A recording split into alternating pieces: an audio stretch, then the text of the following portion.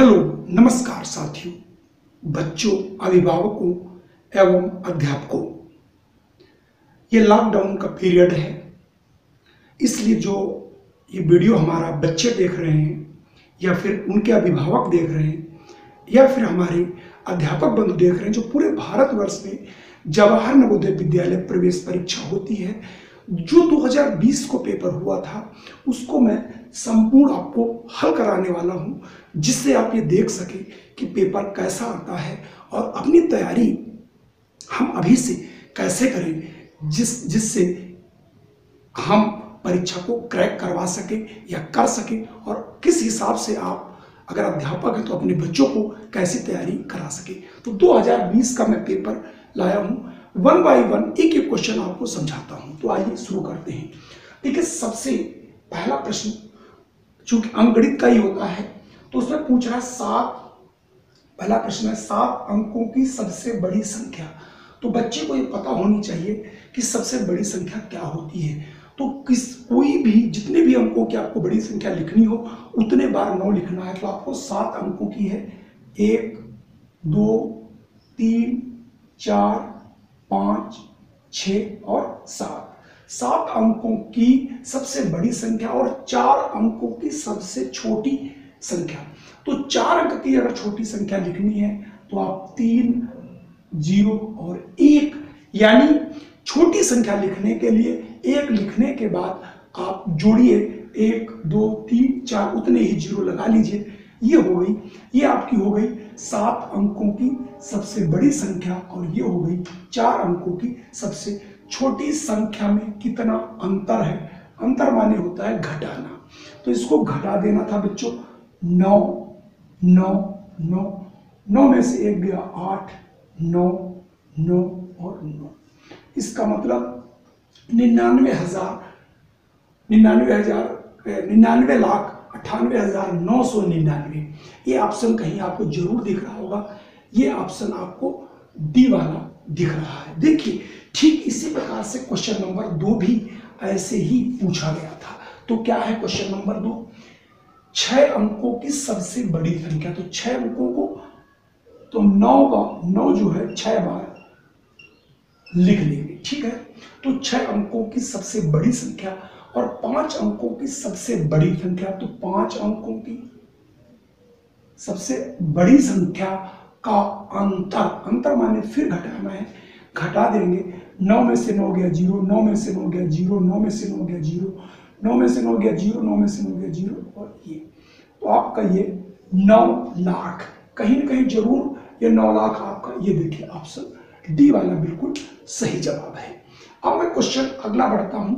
निम्न में कौन सा 25 के बराबर नहीं है? 25 नहीं पूछा, जल्दी मत करना, नहीं है, इस वर्ड को ध्यान देना।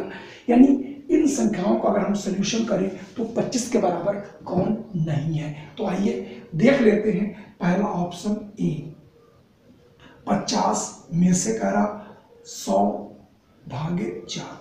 सबको बताया गया था ब्रैकेट के अंदर जो भी हो, तो सबसे पहले हल करते हैं तो हो जाएगा 50 माइनस 100, और 100 को 4 से 100 को भाग कर लेंगे, 4 दूनी 8, 2 बचेगा, 4 पंजे 20 यानी 25 बटे 4, यानी 50 माइनस 25 बराबर 25। इसका मतलब ये तो 25 के बराबर है। तो आइए बी वाला देखते हैं। बी वाले में क्या है? 20 प्लस, अब 4 से भाग करना है 20 को, तो 4 पंजे 20, यानी ये भी 25 के बराबर है। ये भी सही है, ये भी सही है। आगे देखिए 10 प्लस 5 दूनी 10 होता है, और 10 में से 5 जाते 5 होता, तो ये भी 10 10 20 5 25। इसका मतलब ये नहीं होगा। देख लेते हैं। 24 प्लस 2 दूनी 4, 24 2 26 है, ये 25 के बराबर नहीं है। इसका मतलब कि यहां से डी वाला ऑप्शन गलत है। चलिए अब लेके आता हूं अगले क्वेश्चंस। क्वेश्चन नंबर 4, x का वह मान जिसके लिए निम्न समीकरण सत्य है। यह समीकरण दी गई है 3/4 हो, तो x की वैल्यू क्या होगी। यहां पर करते क्या है, सबसे पहले ब्रैकेट को हल करते हैं, यानी क्वेश्चन नंबर 4 को देखिए यहीं पर हल कर देंगे छोटे से। इसको पहले सिंपल में, पहले सबसे पहले ब्रैकेट को हल करते हैं। तो 11 तिहाई 33 और 7 40, 40 बटे 11 इंटू 11 बटे 5 लिख लेंगे। और अब ये भाग का निशान 3x बटे 7 बराबर 4 बटे 3 लिख लेंगे। ठीक है, 11 और ये 11 कट जाएगा, 5 एकम 5, 5 8 40, तो ये 8 हो जाएगा। इसका मतलब ये आ गया 8, भाग है तो बटा चला जाएगा, ये 3x बटे 7 बराबर 4 बटे 3। अब आप देखिए यहाँ पर इसको आप लिख सकते हो 8 बटे 3x इंटू ये 7 ऊपर चला जाएगा बराबर 4 बटे 3। अब इसको गुणा करना है, तो 4 तिहाई 12x बराबर 8 इंटू 7 इंटू 3, 3 गुणा कर दिया तो x बराबर हो जाएगा, बटे कर देंगे इसी के 12, यानी मैंने 12 हटाया नहीं है, यहाँ से भाग कर दिया है, तो ये 12 यहाँ से हट जाएगा। 3 एकम 3, 3 चक्कू 12, 4 एकम 4 दूनी 8, तो 2 सत्ती 14, यानी x की वैल्यू यहाँ पर 14 होना चाहिए। चलिए बढ़ता हूँ अगले क्वेश्चन की ओर। अगला हमारा प्रश्न है 45, 60 और 75 के महत्तम समापवर्त और लघुत्तम समापवर्त का योगफल, यानी दोनों चीजें निकालनी है फिर उसको जोड़ना है। तो देखिए 45 को हम क्या लिख सकते हैं, 3 तिहाई 9 बचे 45 गुणनखंड लिखने हैं। 60 को क्या लिख सकते हो, 2 दूनी 4 तिहाई 12 पंजे 60। और आप 75 को भैया क्या लिख सकते हो, 75 को आप लिख सकते हो 3 पचे 15 पना 75। अब इससे आपको निकालना है HCF यानी महत्तम समापवर्त। तो महत्तम समापवर्त क्या होता है, सबसे पहले गुणनखंड लिख लेते हैं और जो कॉमन होता है उसको, कॉमन का मतलब उभयनिष्ठ, उभयनिष्ठ का मतलब जो दोनों में हो। यहाँ 3 है, यहाँ भी 3 है, यहाँ भी 3 है, इसका मतलब एक ये 3 निकल आया इंटू अगला 3 इसमें है, इसमें नहीं छोड़ देंगे, यहाँ 5 है, यहाँ 5 है, यहाँ भी 5 है, तो 5। इसका मतलब इसका महत्तम समापवर्त 15 है। अब लघुत्तम देखना, तो इसका लघुत्तम आपको निकालना आता है सभी को, तुरंत आप निकाल सकते हो। सबसे पहले इसको ऐसी संख्याओं से काटते हैं जो सबसे कटता हो। चलिए 3 से भी कट रहा, छोटी संख्या, 3 एकम 3, 3 पचे 15, 3 दूनी 6, 3 दूनी 6, 3 पचे 15। अब आप देखिए 3 से केवल एक ही कट रहा, तो हम 5 से सभी संख्याएं कट रहे हैं, काट दीजिए। 5 3 15, 5 चक्कू 20, 55 25। अभी कोई संख्या नहीं कट रही, इसका मतलब इसका लघुत्तम क्या हो जाएगा, लघुत्तम जो ये संख्या है सबका गुणा, 3 इंटू 5 इंटू 3 इंटू 4 इंटू 5। तो 3 पचे 15 तिया 45 इंटू 5 चक्कू 20, 45 दूना 90, यानी 900 इसका लघुत्तम है और महत्तम है 15। तो दोनों को जोड़ पूछ रहा था, लघुत्तम और महत्तम का, तो आ जाएगा 915। इसका मतलब इसका आंसर 915 होगा। यह सबसे पहले 45 और इन सब का आपने देखा लघुत्तम 15 आया था, और चूंकि यहाँ 0 लगा है, तो जब कभी किसी संख्या में 0 लगता है तो उसका कभी भी लघुत्तम इकाई के अंक पे 0 आएगा, तो जिसके अंक पे, यानी दोनों जोड़ पूछ रहा था जिसमें 5 आएगा वही उत्तर होगा। हालांकि वो सिर्फ एक ही में आया था, इसलिए 915 आप बिना देखे बिना लगाए भी ऑप्शन को लगा सकते थे। आइए बढ़ते अगले क्वेश्चन की ओर। अगला क्वेश्चन है 3/8 भाग ब्रैकेट 5/8 माइनस 1/6 प्लस 5/8 किसके बराबर होगा। तो इसको सिंपल केवल हल करना है। हल करने के लिए आपको करना क्या है, क्वेश्चन नंबर 6 में 3/8 भाग भी लगा रहने देंगे, ब्रैकेट के अंदर को हल करेंगे। 3 और 6 का लघुत्तम 6 आएगा, 3 दूनी 6, तो 2 पंजे 10 कर देंगे, माइनस 6 एकम 6 प्लस 5/8। जरा हल करिए तो आ जाएगा 3/8। अब ये यहाँ से 10 में से 1 गया 9, तो ये बचेगा 9/6 प्लस 5/8 बराबर, चाहे तो काट दें या फिर आपको भिन्न में बताया है कि जहां पर भाग हो वहां गुणा का निशान लगा देते हैं, अंश का हर का अंश कर दिया करते हैं, बस यही आपका हल हो जाएगा। यहां देखें, कुछ काटने को अगर आ रहा हो तो काट सकते हैं। 3 एकम 3, 3 तिहाई 9, 3 एकम 3 दूनी 6, 2 एकम 2, 2 चौके 8। इसका मतलब 1/4 प्लस 5/8, दोनों का लघुत्तम निकालेंगे तो 8 ही आएगा, और 4 दूनी 8, 2 एकम 2 प्लस 5, तो ये 7/8, यानी यहां से ये 7/8 निकल के आएगा। इसे आप कम से कम स्टेप में भी कर सकते हो। चलिए बढ़ता हूं आगे। अब देखता हूं क्वेश्चन नंबर 7 कैसे करेंगे। देखिए बहुत आसान सवाल था, एक ही लाइन का था। 15 माइनस 15 भाग 15 इंटू 6 बराबर x। जहां पर कोई ब्रैकेट नहीं लगा होता है तो वहां पर BODMAS बताया भी होगा, हमारा कई वीडियो पड़े हैं, कम से कम 40 वीडियो हैं जवाहर नवोदय पे, आप देख सकते हैं। तो ओ से ऑफ माने होता है का यहाँ है नहीं, ब्रैकेट कोष्ठक यहाँ है नहीं, डी सबसे पहले डिवाइड यानी भाग करेंगे, तो 15 माइनस 15/15 कर देंगे, गुणा 6 कर देंगे, 15 एकम 15, 15 एकम 15, तो 15 माइनस 6 एकम 6, यानी 15 में से 6 चला जाएगा, 9 बचेगा, तो ऑप्शन सी वाला सही होगा। चलिए देखा तो क्वेश्चन नंबर 8। क्वेश्चन नंबर 8 में देखेंगे हमारा ये थोड़ा सा क्वेश्चन नंबर 8 थोड़ा गलत लिख गया था। अब देखिए इसको जरा सही कर दिए हम। यहाँ पर 0.3 ही था, तो ये देखिए 0.9 भाग ब्रैकेट के अंदर सबसे पहले इसको हल कर लेते हैं, तो 3 तिहाई 9, 0.11 के बाद अब ये क्या हो जाएगा 0.9/10 के नीचे, चूंकि भाग है तो नीचे आ जाएगा, 0.9 लिख देंगे। अब दशमलव को बराबर कर देंगे, 0 बढ़ा लेंगे, 2 अंक हो गए, तो हो गया 90/9, 9 एकम 9, 9 एकम 9 बराबर 10। यहां से आपका यानी ऑप्शन डी सही होगा। अगला प्रश्न देखते हैं। चलिए अगला प्रश्न थोड़ा अच्छा प्रश्न है, पूरा इन्होंने प्रतिशत का यूज किया है। यदि एक संख्या b एक अन्य संख्या c से 10% कम है, यानी b संख्या जो है c से ये 10% कम है, तो ये संख्या कब निकल सकती, जब c निकल पाए। कैसे निकलेगा, तथा c 150 से 5% अधिक है।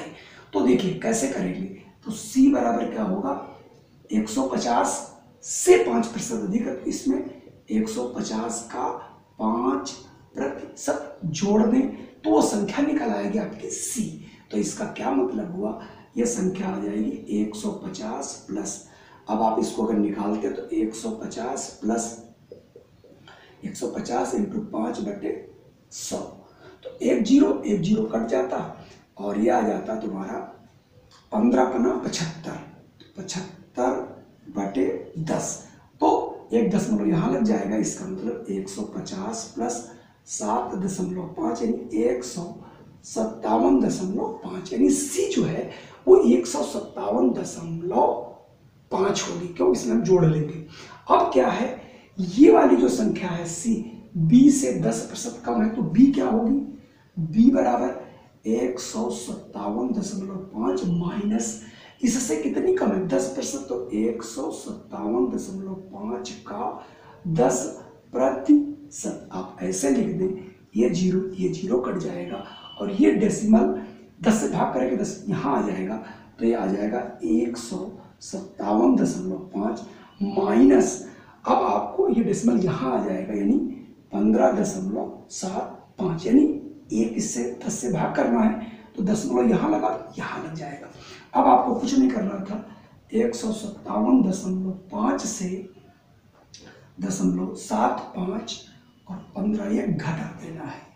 तो यहाँ से आप 1 लेंगे 2.5 तो हो जाएगा 10, 10 में से 5 दिया 5, यहाँ बचेगा 4, यहाँ से 2.5 ले लिया हो गया 14, 14 में से 7 गया 7, यहाँ बचेगा 6, 6 में से 1 गया 1, और यहाँ 5, यानी ये 141.75, यानी डी वाला ऑप्शन आपका बिल्कुल सही होगा।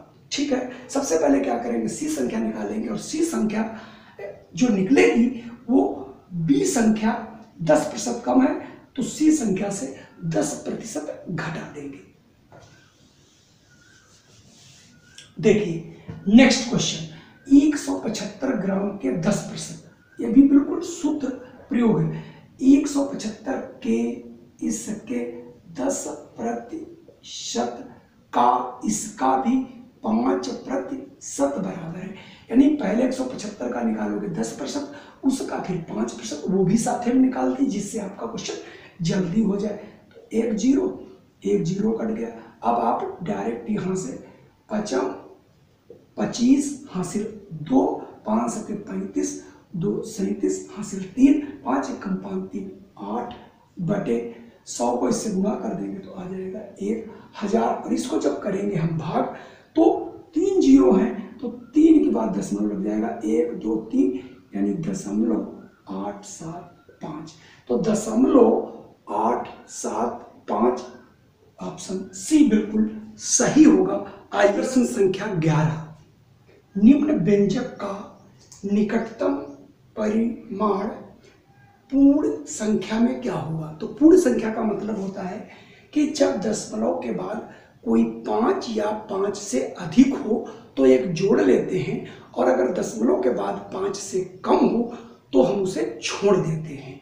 तो अब देखिए यहाँ पर एक लाइन का क्वेश्चन है 49.6, ये देखिए दशमलव के बाद 5 से अधिक, तो एक जोड़ दिया इसमें तो हो गया 50 इंटू 10.2 है, 0.5 से कम है तो ये 10 हो गया, माइनस 7.1 है तो ये हमारा 0.1 वाला जो है 0.5 से कम है, 29.7, ये 5.5 से ज़्यादा है तो ये 30 हो गया, माइनस ये 5 हो जाएगा, और इस हिसाब से ये 20 हो जाएगा, तो ये हो जाएगा 500 माइनस 210 और माइनस 5 दूनी 10, यानी ये 500 माइनस 100 और ये 210 यानी 310, तो सीधा हिसाब अगर 300 घटा दिए तो 200 बचे, 200 में से 10 और घटा दीजिए तो 190 बचेगा, तो 190 डी वाला बिल्कुल आपका जवाब सही होगा।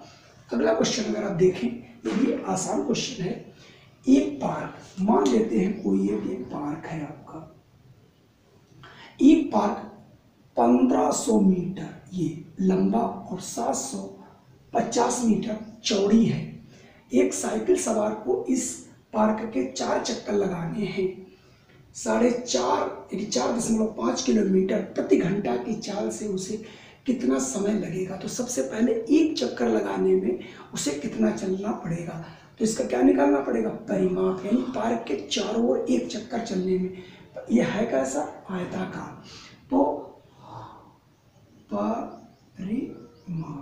परिमाप क्या होता है, आयत का 2 लंबाई प्लस चौड़ाई। चलिए 2 हो गया, लंबाई हो गई 1500, चौड़ाई हो गई 750, तो 15 और 7 2200, ये तुम्हारा हो गया 2250 इंटू 2 गुणा करेंगे तो आ जाएगा 2 2 पंजे 10, 2 दूनी 4 5, 2 दूनी 4, 4500 मीटर। ये एक चक्कर का है, और ऐसे ही आपको कितने चक्कर लगाने हैं, 4 चक्कर। तो एक चक्कर में चली दूरी ये आपको लिखना नहीं, मैं समझाने के लिए आपको कर रहा हूं। तो आपको अगर 4 चक्कर लगाने तो ज्यादा चलना पड़ेगा, तो इसको 4 से कर देंगे गुणा, कितना आ जाएगा 4 0 0 4 0 0 4 पंजे 20 और 4 चक्कू 16 और 2 18,000 मीटर। चूंकि ये किलोमीटर में है तो इसको हम किलोमीटर में बदल दें, 1000 से कर देंगे भाग तो ये बन जाएगा किलोमीटर। ये हो गया किलोमीटर, कितना 18 किलोमीटर, यानी 18 किलोमीटर चलने में कितना समय लगेगा, तो आपको सूत्र चूंकि पता है, सूत्र क्या होता है, समय बराबर, यानी आपको जो पढ़ेंगे सारे उसमें दिए हैं, समय बराबर होता है दूरी बटे 4। तो दूरी हो गई आपकी 18 किलोमीटर, 4 हो गए 4.5। अब आप इसको जरा सॉल्व कर देंगे, हल कर लेंगे तो ये दशमलव हटा देंगे, 0 बढ़ जाएगा, तो 180/45 काट लेंगे, 9 बचे 45, 9 दूनी 18, 5 एकम 5, 5 चक्कू 20, यानी 4 घंटे पूरे लगेंगे। क्वेश्चन अच्छा था। चलिए क्वेश्चन नंबर 13, पक्षियों के एक झुंड के 1/4 पक्षी नदी के किनारे पर हैं तथा झुंड के 1/5 भाग के अपने घोंसले में हैं, बाकी बचे 22 पक्षी भोजन की तलाश में घूम रहे हैं, घोंसले में कितने पक्षी हैं? अच्छा प्रश्न है, तो देखते हैं। यहां से आपको करना क्या है, मान लेते हैं पूरा जो झुंड है उसमें पक्षी हमारे हैं 1, टोटल सदैव भिन्न 1 मानी जाती है, तो 1/4 जो है ये नदी के किनारे और घोंसले में बैठे हैं 1/5। तो कुल कितने पक्षी ऐसे हैं जो नदी के किनारे और घोंसले में हैं? तो इनको जोड़ लेंगे, 4 और 5 का लघुत्तम 20 आएगा, तो 5 चौके 20 और 4 पंजे 20, तो 5 4 9/20 भाग जो है वो आपके पक्षी नदी के किनारे और घोंसले में है। तो बाकी बचे कितने? अब देखिए बचे हमने कितने माने थे टोटल, 1 में से 9/20 घटा दीजिए, तो ये आ जाएगा लघुत्तम 20, तो ये हो जाएगा 20 - 9 बराबर 11/20, यानी 11/20 हमारे पास बचे, और ये जो बचे हुए हैं यही आपके 22 हैं। इसका मतलब 11/20 बराबर आपके 22 हैं। तो टोटल 1 कितना होगा, भाग करेंगे 22/11 इंटू 20, 11 दूनी 20, 20 इसमें 20 दूनी 40, यानी टोटल 40 जो है हमारे पक्षी होंगे। लेकिन 40 नहीं पूछ रहा, घोंसले में कितने पक्षी हैं, तो 40 में घोंसले में कितने थे, 5/5, 1/5 भाग घोंसले में थे, इसका 1/5 भाग का माने गुणा, 5 एकम 5 अट्ठे 40, यानी 8। क्वेश्चनों को पढ़ने के बाद बहुत विचार पूर्वक करना है, वरना प्रश्न गलत होने की संभावना बहुत अधिक रहेगी। चलिए अगला प्रश्न देखते हैं। क्वेश्चन बहुत आसान नहीं आते। अमित ने एक मेज 1200 रुपए में खरीदा, इसकी मरम्मत पर 200 रुपए व्यय किए। तो जब भी हम कोई चीज खरीदते हैं उस पर जो व्यय करते हैं वो क्रय मूल्य में ही आ जाता है। तो देखिए 1200 रुपए की खरीदा और 200 रुपए इसने बनवाई, यानी व्यय कर दिया, और लाने ले जाने में तो 1400 की उसको पड़ी, और उसने 1680 बेचा। अमित को प्रतिशत लाभ अथवा हानि, तो ये तो तय हो गया, ये है तुम्हारा क्रय मूल्य, ये है विक्रय मूल्य। तो 1680 ज्यादा है, 1400 कम है, तो इसका मतलब लाभ होगा। तो 1400 इसमें से आप घटा लेंगे, तो लाभ देख लीजिए कितना हो रहा है, 280, यानी 280 रुपए लाभ होगा। तो यहाँ पर या तो उत्तर ये सही है या फिर ये सही है, फिर या हानि, ये वाला उत्तर नहीं हो सकता। तो कैसे निकालते हैं, कोई फार्मूला नहीं, चूंकि 1400 पर लाभ है 280, इसलिए 1 पर होगा बटे, इसलिए 100 पे कितना होगा। ऐसे सवाल निकालिए तो आपको एक लाइन में लग जाएंगे। 0 0 2 काट दो, 14 एकम 14 दूनी 28, यानी 20% का उस पर शुद्ध लाभ हो जाएगा। ये नहीं, ये देखिए 20%, डी वाला बिल्कुल सही होगा। चलिए अगला प्रश्न करते हैं। प्रश्नों को करते वक्त दिमाग को थोड़ा कूल करके लगाएं। एक वर्ग तथा एक आयत के परिमाप समान है। वर्ग की भुजा 16 मीटर, तो वर्ग का जो परिमाप होता है, वर्ग का परिमाप क्या होता है, 4 इंटू भुजा, तो इसका मतलब 4 इंटू 16 यानी 64 मीटर। आपका क्या हो गया, परिमाप हो गया, चाहे वो आयत का हो चाहे वो, चूंकि दोनों बराबर थे तो वर्ग का परिमाप निकला 64, तो आयत का भी हो गया। तथा आयत की लंबाई 18 हो तो आयत की चौड़ाई बताओ, बहुत आसान। तो आयत का परिमाप बराबर होता है 2 लंबाई प्लस चौड़ाई। परिमाप है इसका 64, लंबाई है 18, चौड़ाई मालूम नहीं। इसको 2 से भाग कर लीजिए तो हो जाएगा 64/2 बराबर 18 प्लस b। 2 एक कम, 2 3 6, 2 दूनी 4, यानी 32 बराबर 18 प्लस b। तो b बराबर यहाँ से 18 इधर ले आएंगे, 32 माइनस 18, 32 में से 18 घटा दीजिए, 4 और 2 यानी 18, आपका आ जाएगा 14 मीटर, यानी उसकी जो चौड़ाई होगी वो 14 मीटर होगी। आइए अगला क्वेश्चन देखते हैं।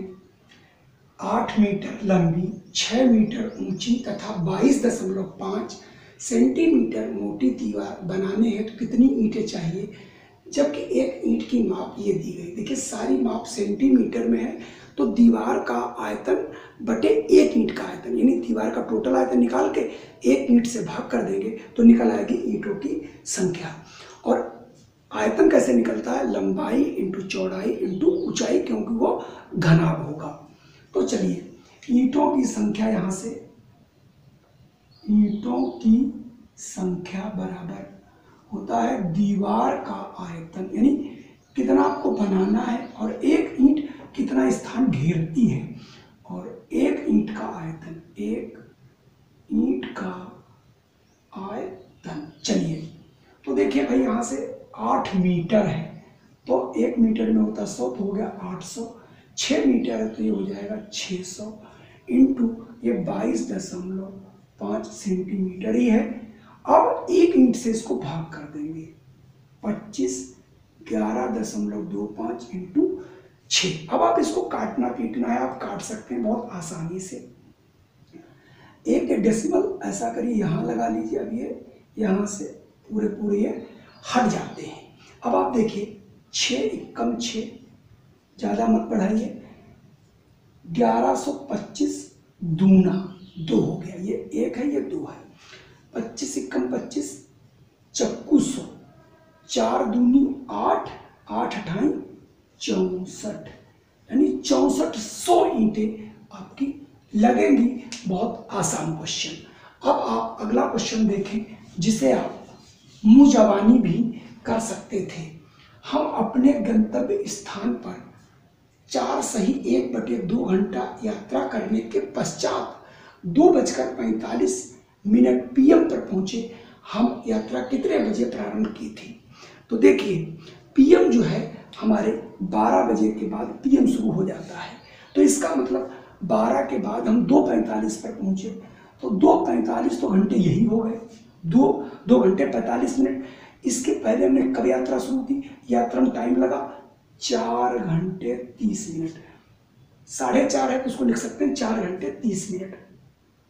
तो इसमें से 2 घंटे 45 मिनट यानी 12 के 2 घंटे 45 मिनट बाद हम पहुंचे, तो इसमें से 2:45 घटा लो तो 12 में से अब 12 हमारा 4.5 घंटे लगा पूरा इसके पहले, तो अब ये टाइम हम 4.5 से घटा लेंगे, 4 घंटे 30 मिनट, 2 घंटे 45 मिनट।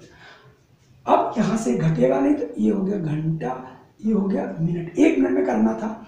यहाँ से हम एक हासिल लिए, घंटे में होते हैं 60 मिनट, 60 और 30 के हो गए 90, यानी 90 मिनट में से अब 45 घटाओगे तो 15 बचेगा, और यहाँ ये तुम्हारे पास है कितना? 3 में से 2 गया 1, यानी 1 घंटा 15 मिनट बचा, वो 12 में से और घटा दीजिए 1 घंटा 15 मिनट। यहाँ से 1 घंटा ले लिए तो बचे 11, और इधर ये हो गए 60, तो 60 में से इसको घटाओगे तो 45 मिनट ही आ जाएंगे, यानी 10:45 पर हम सुबह चले होंगे। 10:45 पे अगर कहीं गलत नहीं हुआ तो 90 या तो 90 में से 45 घटाना था 5, यहाँ है आपका बचता 8। अच्छा ओह सॉरी ये 45 था भाई, थोड़ी सी गलती हो गई यहाँ पे, तो आप यहाँ 45 कर देंगे तो ये बचेगा यहाँ पे 15 है, बचेगा 15, 15 मिनट में, सॉरी ये देखिए सी वाला आपका बिल्कुल सही हो गया। अब आप देखिए मतलब इसको आप ऐसे भी कर सकते थे मुजाफनी कि 2 घंटे 45 मिनट 12 के बाद लगा तो 4.5 में से घटा दीजिए, तो वही जो टाइम आएगा वो 12 में से घटा के लिख दीजिए। 640 के अभाज्य गुणनखंड, ये बहुत आसान था। 640 आप लिखते, इसको काट लीजिए, 2 ये अभाज्य गुणनखंड मतलब जो किसी अन्य से ना कटे। 2 तिया 6, 2 दूनी 4, फिर 2 से 2 1 कम 2, 2 छंग 12, फिर 2 से काट लीजिए 2 8 16, फिर 2 से काट लीजिए 40, फिर 2 से काट लीजिए 20, फिर 2 से काट लीजिए तो 2 दहाम, फिर 2 से काट लीजिए 5, यानी 2 3 4 5 6 7, यानी 7 बार 2 इंटू 5, तो 7 बार कहाँ आया, 1 2 3 4 5 6 7, ये देखिए तो यानी 2 की गुणा 7 बार और 1 बार 5। आइए देखते हैं नंबर 19 क्या है, कितने वर्षों में 1200 रुपए की राशि 5% वार्षिक साधारण ब्याज की दर से 1800 रुपए हो जाएगी। तो यहाँ से देखिए आंसर आपका 10 वर्ष आ गया। कैसे आ गया देखिए, 1 मिनट में आप लगा सकते हैं। कैसे कि आपने अगर किसी को कितना पैसा, मतलब ऐसे देखिए 1800 रुपए हो गया, 1200 दिया था, तो ब्याज आपका कितना आ गया, ब्याज हो गया 600 रुपए। ठीक है, 600 रुपए ब्याज हो गया। तो अब आपको देखिए यहाँ पे 1 साल में ब्याज कितना होगा, ब्याज बराबर क्या होता है, मूलधन दर 1 साल का बटे 100, इसका मतलब 12 पंजे 60 रुपए 1 साल का है, तो 600 कितना होगा, भाग कर दीजिए 6 कम 6 दहा, यानी 10 वर्ष। वरना आप इसी क्वेश्चन को कैसे करते, आप लोग कैसे करते हैं इसको, इसका मिश्र धन कितना है, मिश्र धन है आपका 1800, मूलधन है आपका 1200 रुपए, और यहां से आप ब्याज निकालते हैं, ब्याज मूलधन माइनस मिश्र धन माइनस मूलधन, तो यह आ जाता है 600 रुपए, और दर आपको दी है 5%, और समय आपसे पूछा जाता है। तो इसका आपने फार्मूला पढ़ा होगा, तो समय बराबर क्या हो जाएगा, 100 इंटू ब्याज बटे मूलधन इंटू दर।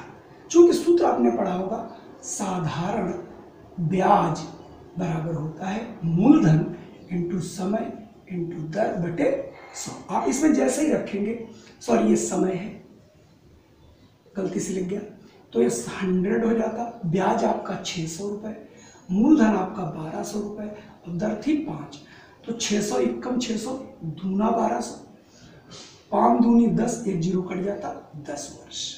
ठीक है, तो अगला अगर प्रश्न आप देखें, ये सब प्रश्न मुजानी ही होते हैं।